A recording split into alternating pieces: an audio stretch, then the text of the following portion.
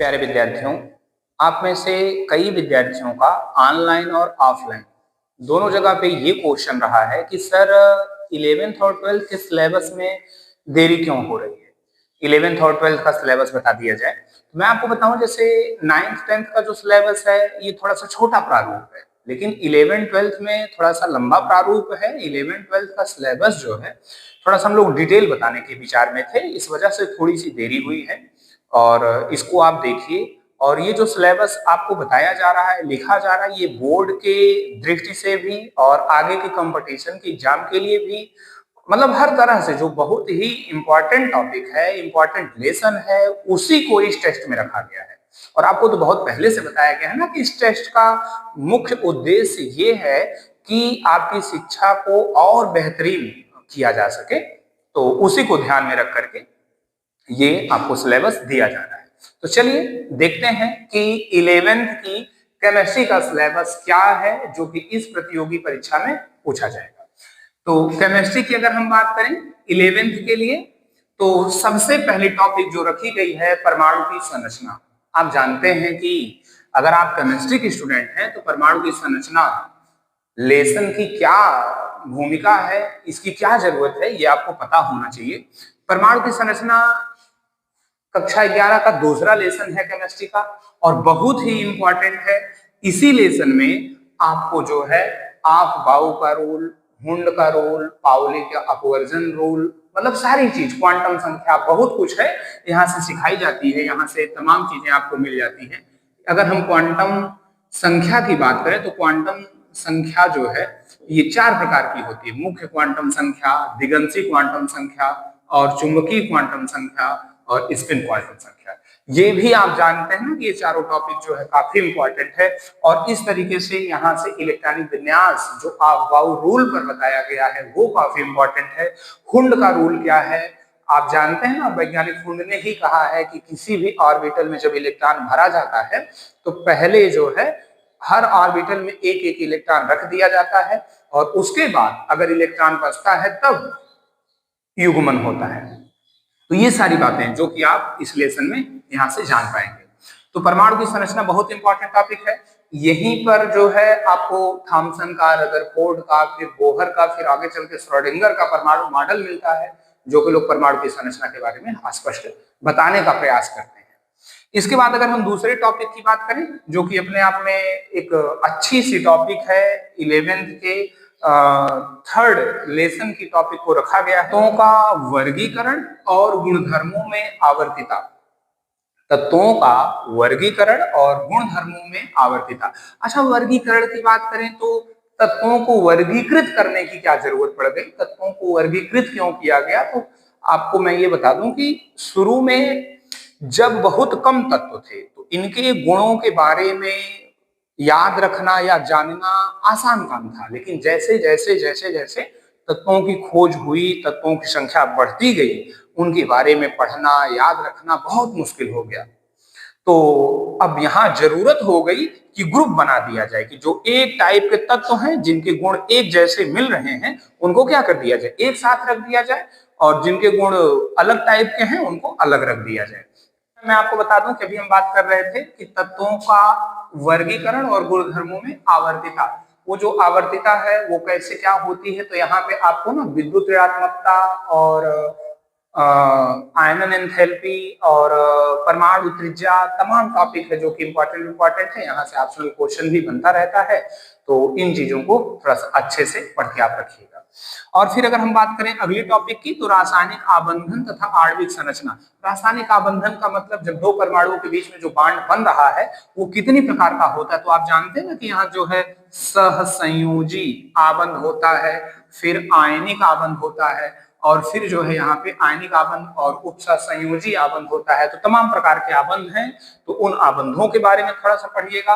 और आणविक संरचना की बात करें तो जैसे अणुओं का जो स्ट्रक्चर है वो कैसे क्या है उसको आपको पढ़ के यहाँ पे आणविक संरचना में रखना है। और लास्ट में ही इसी लेसन में लास्ट में आणविक कक्षक संरचना एक टॉपिक है जिसमें जो है मॉलिक्यूलर, जिसको मॉलिक्यूलर ऑर्बिटल थ्योरी कहते हैं, वो भी काफी इंपॉर्टेंट टॉपिक है।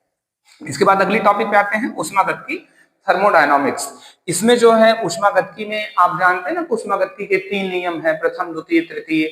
और अगर नहीं जानते हैं तो इसको अच्छे से जानिए, इसको पढ़िए। निकाय किसे कहते हैं, निकाय कितने प्रकार का होता है, एंट्रोपी क्या है, एंथैल्पी क्या है, तो इन चीजों को जो है, और ऊष्मागतिकी का तीनों नियम, और स्वतः प्रवर्तिता क्या है, स्वतः अप्रवर्तिता क्या है, उत्क्रमणीय प्रक्रम, अनुत्क्रमणीय प्रक्रम ये क्या है, ये सारी चीजों को यहां से आप देख के रखेंगे।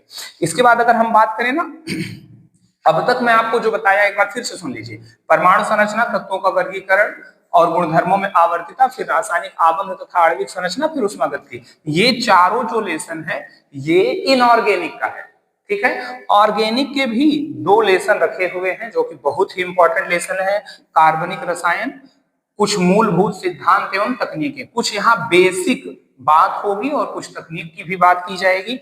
और इसी लेसन में जो है आपको IUPAC बहुत ही डिटेल में बताई गई है, तो उसको यहां से खूब अच्छे से पढ़ डालिएगा कि फिर यहाँ की बात जानते हैं 12th में इतना डिटेल आपको IPSC पढ़ने को नहीं मिलेगा। यहाँ पूरा डिटेल अच्छे से पढ़ डालिएगा, यहाँ से आपको क्वेश्चन मिल सकता है। फिर अगर हम हाइड्रोकार्बन लास्ट टॉपिक की बात करें तो इसमें जो है एल्केन क्या है, एल्केन का निर्माण कैसे हुआ है, कैसे बना है, एल्कीन का निर्माण कैसे हुआ है, एल्काइन का निर्माण कैसे हुआ है, ये सारी चीजें आप जो है पढ़ करके यहाँ अच्छे से रखेंगे, ताकि कोई भी क्वेश्चन यहाँ से अगर मिले तो आप उसको कर पाइए। बस।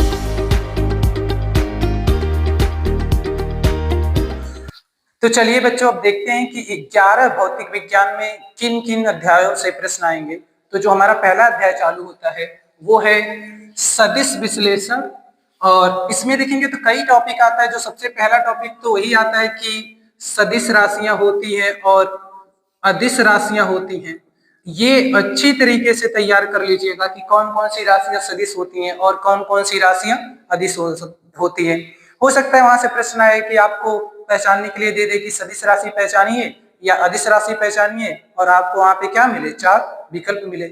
अगला इसी में एक और टॉपिक है, और जो है कि सदिशों का जो हमारा जोड़ होता है, सदिशों का जो घटाना होता है, और सदिशों का जो गुणा होता है, और सदिशों की भाग तो होते नहीं है, तो इसलिए सदिशों का जोड़, सदिशों का घटाना और सदिशों का गुणा ये भी अच्छे से तैयार कर लीजिएगा।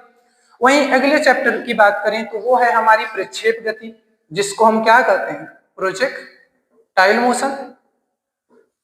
और प्रोजेक्टाइल मोशन में पढ़े होंगे कि अगर हम किसी ऑब्जेक्ट को क्या करते हैं, ऐसे किसी एंगल पर फेंकते हैं तो ऐसे दूर कर्व बनाते हुए गिरती है।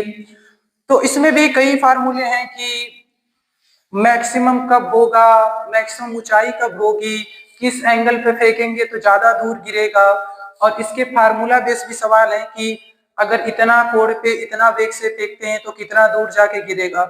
ये सब भी अच्छे तरीके से अपना तैयार कर लीजिएगा। और इसके बाद अगले पे आते हैं जो है हमारा जड़त्व व गति के नियम। तो जड़त्व में भी वही बात है कि कई प्रकार के हैं, जैसे आपने पढ़ा होगा, एक तो होता है गति का जड़त्व, फिर हम कहते हैं एक होता है विराम का जड़त्व, और इसके बाद जो आता है हमारा वो दिशा का जड़त्व। और इसमें काफी सारे एग्जाम्पल होते हैं कि अगर बस रुकी हुई है तो हम किधर, अगर अचानक चले तो हम किधर गिरेंगे, अगर बस कहीं मोड़ पे मुड़ रही है तो हम किस साइड गिरेंगे। तो हो सकता है आपको 3-4 एग्जाम्पल दे और पूछे कि इसमें से बताइए गति का जड़त्व कौन है, विराम का जड़त्व कौन है। तो ये भी बेहतरीन तरीके से तैयार कर लीजिएगा। वहीं अगले पे आए जो हमारे गति के नियम है। गति के नियम का मतलब जो न्यूटन ने दिए थे गति के नियम, जैसे उनका जो पहला वाला था वो तो गैलीलियो का फोटोकॉपी करा लिए थे जो जड़त्व वाला था, और इनका जो दूसरा था कि वही F बराबर होता है ma के, वो सब, और वहां से जो फार्मूला बेस्ड क्वेश्चंस हैं उनके पूछने की संभावना काफी प्रबल है। और अगर हम फिजिक्स की बात करें और गुरुत्वाकर्षण को ना शामिल करें तो ये पूरे फिजिक्स के साथ ही क्या होगी, नाइंसाफी होगी। तो यहाँ से गुरुत्वाकर्षण के बारे में, और इसके बाद इसी के साथ जो अगला लेसन हमारा है उपग्रहों की गति व पलायन वेग, और ये उपग्रह कैसे गति करते हैं, कौन सी सैटेलाइटें होती हैं। और इसमें एक होती है जो हमारी भूस्थितिक सैटेलाइट हम कहते हैं कि अगर उतनी ऊंचाई पे सैटेलाइट है तो वो हमेशा ऐसे चक्कर लगाती है जितना समय में पृथ्वी अपनी दूरी पे चक्कर लगाती है, तो हम कहते हैं उनका आवर्तकाल 24 घंटे होता है। तो वो सब तैयार कर लीजिएगा। और ये पलायन वेग हम कहते हैं ना कि इस वेग से अगर हम कोई चीज को फेंक दे तो वो कभी धरती पे लौटती नहीं, तो यहाँ से भी प्रश्न पूछे जाने की काफी संभावनाएं हैं। और अगली बात करें तो कार्य क्या होता है, ऊर्जा क्या होती है, और क्या होता है हमारा शक्ति। और इसके बाद यहाँ तक का जो है ये पूरा हिस्सा हमारा फर्स्ट पेपर का है। और ये जो हमारे लेसन्स हैं ये हमारे सेकंड पेपर से हैं, जिसमें से हमारा है प्रत्यास्था। प्रत्यास्था में भी कई नियम है जो इंपॉर्टेंट है, जैसे हुक का नियम हो गया, और ये प्रतिबल क्या होता है, विकृति क्या होती है, विकृति कितने प्रकार की होती है, कौन सा उदाहरण किस विकृति का है। और यहाँ से फिर आगे जाते हैं तो प्रत्यास्था गुणांक भी तीन प्रकार के जो होते हैं, यंग होते हैं, बल्क होते हैं, वॉल्यूम होते हैं, और उनपे जो फार्मूला बेस्ड सवाल रहते हैं। ये काफी अच्छी तरीके से आपको पढ़ाया भी गया प्रत्यास्था, और इसे अच्छी तरीके से पढ़ भी लीजिएगा। और इसके बाद आते हैं तो तरल दाब और तरल प्रवाह। जैसे तरल दाब में हम पढ़ते हैं ना कि गेज दाब क्या होता है, सिंपल दाब क्या है, और रो एच जी का जो फार्मूला काफी फेमस है इस चैप्टर से, और वही वायुमंडलीय दाब क्या होता है। और बात करें तरल प्रवाह का तो यहाँ पे एक काफी फेमस है जो हमारी है बर्नौली की प्रमेय। और बर्नौली की प्रमेय के कई एग्जाम्पल्स भी होते हैं कि कब क्या हो रहा है, तो इसमें बर्नौली की प्रमेय काम कर रही है या नहीं कर रही है। और इसी के साथ साथ एक अविरतता का नियम होता है, और ये भी आपको पढ़ाया गया होगा, जिसको हम कहते हैं अविरतता का नियम। और जहाँ पे हम कहते हैं ना A1 B1 बराबर होता है A2 B2 के, ये सब। और जो बर्नौलिस के प्रमेय है ये तो काफी अच्छे से तैयार करके रहिएगा, क्योंकि मान के चलिए कि यहाँ से प्रश्न एक नहीं बल्कि दो तीन कम से कम पूछे जाने की प्रबल संभावना है। तो ये रहा हमारे पास भौतिक विज्ञान का, फिजिक्स का चैप्टर, जिनमें से प्रश्न पूछे जाने की काफी संभावनाएं हैं। और थोड़ी सी एक रूपरेखा भी बता दी गई है कि मतलब किस प्रकार के प्रश्न आ सकते हैं, ताकि एक आइडिया लगे कि हमें किस प्रकार तैयारी करनी है व प्रतियोगिता में कैसे प्रश्न आएंगे।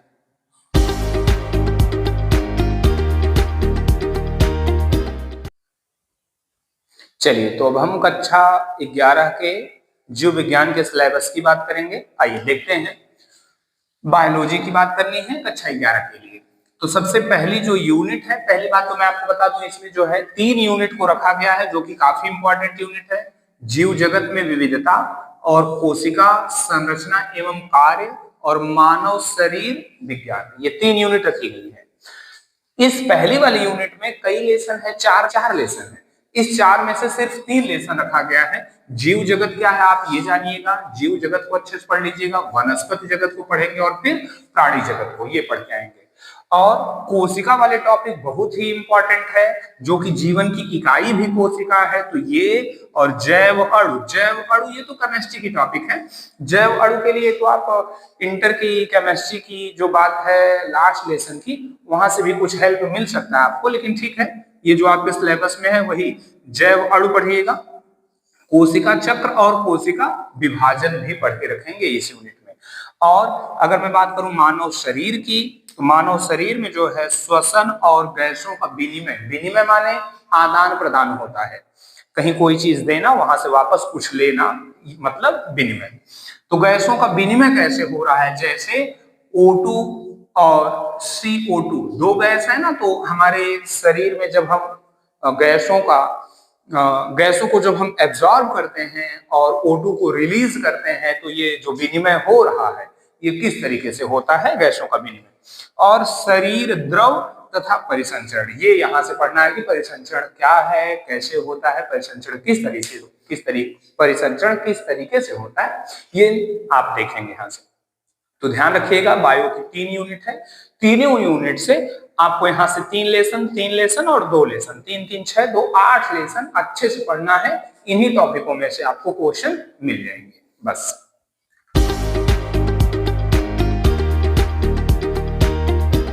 चलिए अब देखते हैं कि कक्षा 11 गणित में कौन कौन से अध्याय को शामिल किया गया है।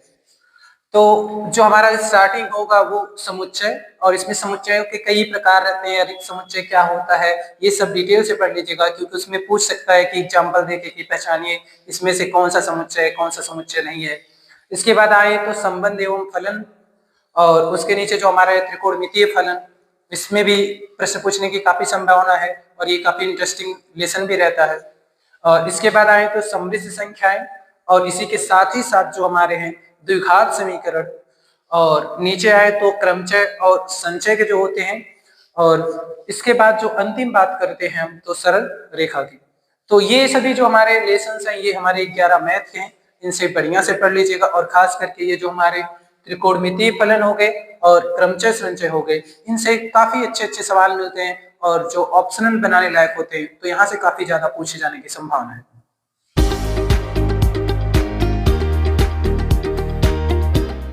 चलिए अब हम कक्षा 11 के बाद अब कक्षा 12 के केमिस्ट्री की बात करेंगे। कक्षा 12 के विद्यार्थियों के लिए मैं आपको बता दूं, जो बोर्ड पैटर्न की भी अगर मैं बात करूं तो बोर्ड में जो विलयन है ना, यहाँ से 8 नंबर का आता है और एल्डिहाइड, कीटोन, कार्बोक्सिलिक अम्ल, यहाँ से भी बोर्ड एग्जाम में 8 नंबर का क्वेश्चन पूछा गया है। और बाकी जितने लेसन आप देख रहे हैं, अगर डी ब्लॉक की मैं बात करूं तो यहाँ से 6 नंबर, बाकी और जो लेसन बच रहे हैं सबके सब 7-7 नंबर के आने हैं बोर्ड एग्जाम में। तो सबसे पहली टॉपिक क्या रखी गई है? विलयन। विलयन बहुत ही मस्त टॉपिक है और विलयन में जो है यहाँ से आप राउल्ट का नियम, विलयन में यहाँ से आप जो है राउल्ट का नियम, हेनरी का नियम और फिर जो है हिमांक, क्वथनांक, परासरण दाब, इन सारी चीजों को बहुत अच्छे से पढ़ के रखिएगा। और यहाँ से जानते हैं विलयन से, विलयन वो लेसन है जहां से बोर्ड एग्जाम में क्वेश्चन आता है। तो क्वेश्चन आता है ना, तो यहाँ से जो है 3-4 टॉपिक पे, जैसे अगर हम इधर से बात करें, नॉर्मलता की बात कर लें, नॉर्मलता, मोलरता, फार्मलता, ये सारी चीजें, तो ये तो सारी चीजें हैं ही, मोलरता वगैरह। लेकिन यहां से तो आप थोड़ा सा देख के रखेंगे ही, क्वेश्चन यहां से भी पूछा जा सकता है। और अक्सर ऐसा हुआ है कि मोलरता और मोलरता से ऑप्शनल क्वेश्चन बनाया गया है बोर्ड एग्जाम में। अच्छा, उसके बाद जो है अगर हम बात करें उधर से जो है क्वथनांक में अवनमन मतलब डेल्टा टीबी और क्या डेल्टा टीएफ, और इन टॉपिकों पे बहुत ज्यादा क्वेश्चन बोर्ड एग्जाम में आया हुआ है। एक चीज और भी बार बार पूछी जाती है, क्या कि केबी किसे कहते हैं और केएफ किसे कहते हैं, ये परिभाषित करने के लिए पूछा गया है। तो चलिए बताइएगा कि केबी का पूरा नाम क्या होता है और केएफ का पूरा नाम क्या होता है। जिसको पता होगा वो आप बताइएगा कमेंट करके। तो ये विलयन वाली जो टॉपिक थी, ये सारी चीजें हैं, इसको अच्छे से पढ़ के रखिएगा। अगर फिर मैं दूसरी टॉपिक की बात करूं जहां से एग्जाम में क्वेश्चन आना है, तो ये रासायनिक बलगतिकी है। रासायनिक बलगतिकी माने केमिकल काइनेटिक्स। केमिकल काइनेटिक्स से क्या क्या पढ़ना है? तो सबसे पहली बात तो यहाँ से आप जो है आणविकता और कोटि, इन दोनों में अंतर अच्छे से क्लियर करके रखेंगे। यहाँ से जो है क्वेश्चन ऑप्शनल बन सकता है और ये टॉपिक बोर्ड के लिए भी बहुत इंपॉर्टेंट है, बार बार आई हुई है। आणविकता और कोट की बात करनी है और इसके तुरंत बाद जो है आप शून्य कोट की अभिक्रिया, प्रथम कोट की अभिक्रिया, इन दोनों का फार्मूला, जैसे डेरिवेशन तो भी इस प्रतियोगिता में पूछी नहीं जाएगी क्योंकि डेरिवेशन तो लंबी टॉपिक, ऑप्शनल एग्जाम होना है।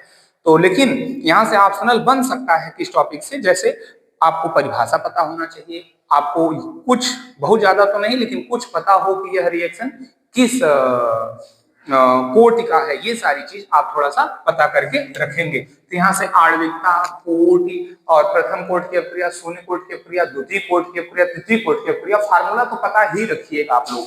और एक टॉपिक और इसमें है आर्हीनियस का समीकरण, इसका जो फार्मूला है। और दूसरी बात, ये यहां से एक चीज पूछा गया बार बार कि सक्रिय ऊर्जा किसे कहते हैं, तो सक्रिय ऊर्जा का कम से कम आप फार्मूला वगैरह ध्यान में रखिएगा।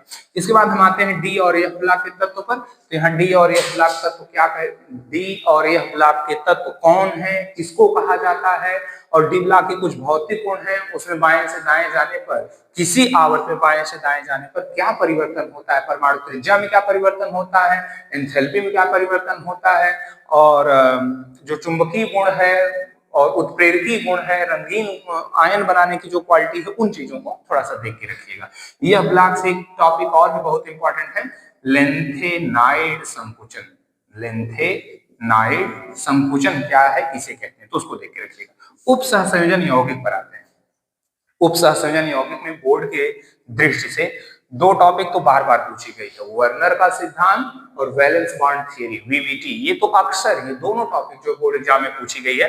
लेकिन यहाँ से जैसे सुनिए, यहाँ से ऑप्शनल क्वेश्चन जो है, किसी भी यौगिक का आईयूपीएसी नाम लिखवाया जा सकता है। जैसे आपसे कहा जा सकता है कि K4 FeCN6 का आईयूपीएसी नाम है, तो तो 4 ऑप्शन दे दिया जाएगा, जो सही होगा सही करिएगा। या फिर यहाँ से क्वेश्चन हो सकता है कि एफ की आक्सीकरण संख्या बताइए। एफ की क्या बताएंगे?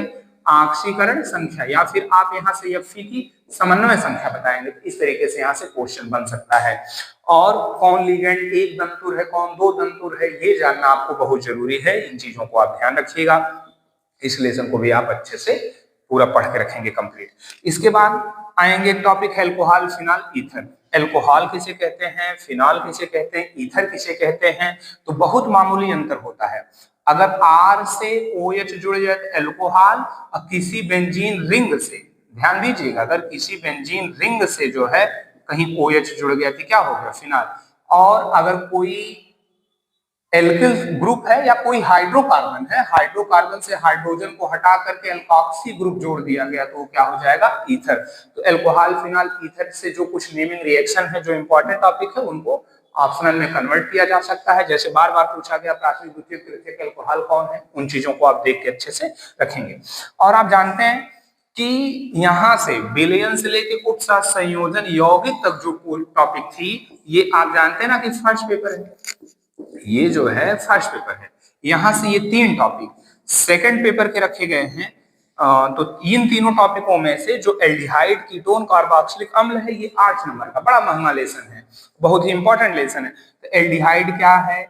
एल्डिहाइड में तमाम रिएक्शन है, जैसे एल्डोल संघनन है और बहुत सी अभिक्रियाएं हैं। तो एल्डिहाइड, कीटोन, कार्बोक्सिलिक अम्ल, इनको भी आप अच्छे से डिटेल पढ़ के रखेंगे। और अगर हम जैव अणु की बात करें ना, तो इसमें ग्लूकोज से रिलेटेड जितने रिएक्शन हैं, ग्लूकोज से रिलेटेड जितने रिएक्शन हैं, उनको आप अच्छे से पढ़ के रखिएगा। उसकी जो है आपको जरूरत पड़ेगी, बोर्ड एग्जाम में भी जरूरत पड़ेगी और इस टेस्ट में भी जरूरत पड़ेगी। बहुत ही इंपॉर्टेंट लेसन जैव अणु भी है। तो इतनी टॉपिक आप अच्छे से तैयार करके रखिए बस।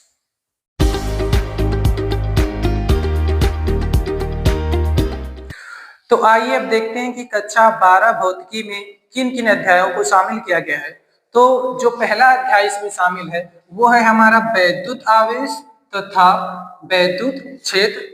और वैद्युत आवेश में हम पढ़ते हैं आवेशों के जो गुण होते हैं। साथ ही साथ एक काफी कॉमन प्रश्न बनते रहते हैं जो बोर्ड में भी बनते हैं कि अगर वो कहे कि किसी वस्तु के पास अगर मान लो 10 कूलाम का आवेश है तो वो पूछता है कि इलेक्ट्रॉनों की संख्या ज्ञात कीजिए। तो वहां से बोर्ड में भी काफी अच्छे प्रश्न पूछते हैं और ये प्रतियोगिता में भी बनने की काफी संभावना है। तो आवेशों का मतलब आवेशों के क्या गुण होते हैं, जो क्वांटाइजेशन ऑफ चार्ज होता है, ये इलेक्ट्रॉनों की संख्या हम कैसे निकालते हैं, ये सभी अच्छे तरीके से पढ़ लीजिएगा। वहीं बात करें तो हमारा जो वैद्युत क्षेत्र है, यहाँ पर भी उसके जो फार्मूले बेस्ड क्वेश्चंस रहते हैं वहां से भी पूछे जाने की काफी संभावना है। अगला लेसन पे आते हैं तो जो हमारा हो गया वैद्युत फ्लक्स और ये गॉस की प्रमेय।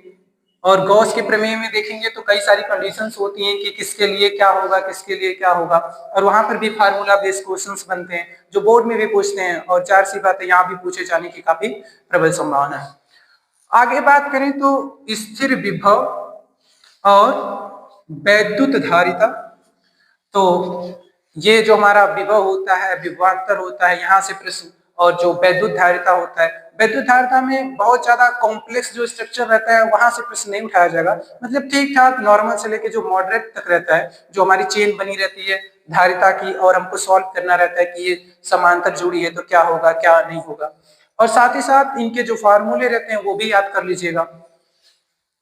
तो यहां तक तो बात हमारी थी भौतिकी भाग 1 की। अगर हम भाग 2 की बात करें तो भौतिकी भाग 2 में जो प्रारंभ होगा वो प्रकाश का परावर्तन, जो आप हाई स्कूल से ही पढ़ते आ रहे होंगे और अब तक तो रटा गए होंगे परावर्तन के नियम। और वह गोलीय दर्पण, वही कि हमारे पास जो गोलीय दर्पण रहते हैं, समतल होता है, उत्तल होता है, अवतल होता है, और उनके जो फार्मूले होते हैं कि फोकस कैसे निकालते हैं, वस्तु की दूरी, प्रतिबिंब की दूरी, और कौन से दर्पण में कैसे प्रतिबिंब बनेगा, प्रतिबिंब वास्तविक बनेगा, आभासी बनेगा, किन किन कंडीशनों में वास्तविक बनता है, कब आभासी बनता है, कब वस्तु से छोटा बनता है, कब वस्तु से बड़ा बनता है। यहाँ से काफी संभावना रहती है ऑप्शनल क्वेश्चंस बनने की। तो ये बेहतर तरीके से पढ़ लीजिएगा दोनों जो हमारे दर्पण रहते हैं कि कहाँ पर ऑब्जेक्ट रखेंगे हम तो कैसा बनेगा। अगले पे आए तो बात करें तो ये हमारा प्रकाश का अपवर्तन, और उतना ही ज्यादा इंपॉर्टेंट हमारा है पूर्ण आंतरिक परावर्तन। तो अपवर्तन में जो हमारे स्नेल के नियम है, और साथ ही साथ आपको बता दें अपवर्तन में हम पढ़ते हैं कि हमारा जो अपवर्तनांक यन होता है। अगर एक शब्द में पूछे तो अपवर्तनांक क्या बताता है, तो मतलब कोई प्रकाश की किरण कितना ज्यादा मुड़ती है। तो ये अपवर्तनांक यन ये कैसे तरंग दैर्घ्य पे निर्भर करता है, कैसे प्रकाश के वेग पे निर्भर करता है, और जब अपवर्तन होता है तो क्या क्या तरंगों की बदलती है, प्रकाश तरंगों को क्या क्या बदलता है, उसका तरंग दैर्घ्य बदलता है या नहीं, आवृत्ति बदलती है या नहीं, ये सब पे थोड़ा सा अच्छे से पढ़ लीजिएगा। और ये पूर्ण आंतरिक परावर्तन जिसमें आपने कई एग्जांपल्स पढ़े होंगे, तो हो सकता है प्रश्न दे 4-5 आपके पास विकल्प हो और पूछे कि बताइए इनमें से पूर्ण आंतरिक परावर्तन का कौन सा उदाहरण है। और वही बात करें तो लेंस, जैसे हमारे दर्पण थे 2-3 प्रकार के, वैसे ये जो हमारे लेंस होते हैं, अवतल लेंस, उत्तल लेंस, और यहाँ पर भी वही है, प्रतिबिंबों का बनना तो अच्छे से पढ़ लीजिएगा। वही बात करें प्रिज्म का, तो ये पढ़ लीजिएगा, और उसका क्रम क्या होता है विबग्योर का, और प्रिज्म का वर्ण विक्षेपण कैसे होता है ये। और बात करें प्रकाशीय केंद्र की, तो प्रकाशीय केंद्र को इससे बाहर रखा गया है, हालांकि बोर्ड में आपके है, पर यहाँ पर प्रकाशीय केंद्र को बाहर किया गया है। और बात करें जो अगली इकाई है हमारी है तरंग प्रकाश की, तो इसमें देखेंगे 3 टॉपिक होगा। एक तो हमारा व्यतिकरण होगा जिसमें ये हाइगेंस की तरंगिकाएं सिद्धांत भी है, और दूसरा हमारा विवर्तन है जिसको हम रिफ्लेक्शन कहते हैं, और ये तीसरा प्रकाश का ध्रुवण है। तो इकाई 2 में से सिर्फ व्यतिकरण को, और व्यतिकरण का मतलब इसमें जो हाइगेंस है, यंग का डबल स्लिट एक्सपेरिमेंट है वो भी सम्मिलित है। और वही बात करें विवर्तन को, सिर्फ इन 2 अध्यायों को शामिल किया गया है, प्रकाश का ध्रुवण को शामिल नहीं किया गया है। तो ध्यान से देख लीजिएगा कि किन किन अध्यायों को शामिल किया गया है, किन किन अध्यायों को शामिल नहीं किया गया है, और थोड़ी सा आपको प्रश्नों की प्रकृति को समझाने का प्रयास किया गया है ताकि आपके पास एक रफ आइडिया हो कि किन प्रकार के प्रश्न आ सकते हैं, कैसे बनेंगे। बात करते हैं कक्षा 12 के बायो के बारे में। तो पहली टॉपिक रखी गई है पुष्पी पादपों में लैंगिक जनन, ये क्या होता है इसके बारे में आप थोड़ा सा पढ़ के रखेंगे। यहाँ से आप मानव जनन पढ़ के रखेंगे, जनन स्वास्थ्य पढ़ना है, और वंशागत तथा विविधता और विकास, विकास वाले टॉपिक को आप अच्छे से पढ़ के रखेंगे। मानव स्वास्थ्य तथा रोग को देख लीजिएगा, और सबसे लास्ट से कुछ टॉपिकों को रखा गया है जीव समष्टियां और परितंत्र। ये इतनी सी टॉपिक है आप जो है बायो में, जो कि काफी इंपॉर्टेंट है, बोर्ड लेवल से भी इंपॉर्टेंट है। और यही अगर हम बात करें प्रतियोगिता की, तो प्रतियोगिता में इन्हीं टॉपिकों से आपको क्वेश्चन मिलना है।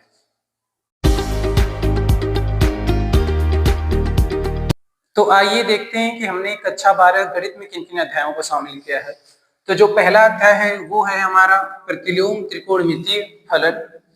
दूसरा है कि आव्यूह और सारणिक, और ये आव्यूह कितने प्रकार के होते हैं वो सब टाइप अच्छे से पढ़ लीजिएगा, और फिर हमारी सारणिक कैसे उसको सॉल्व करते हैं, कैसे क्षेत्रफल आदि निकालते हैं।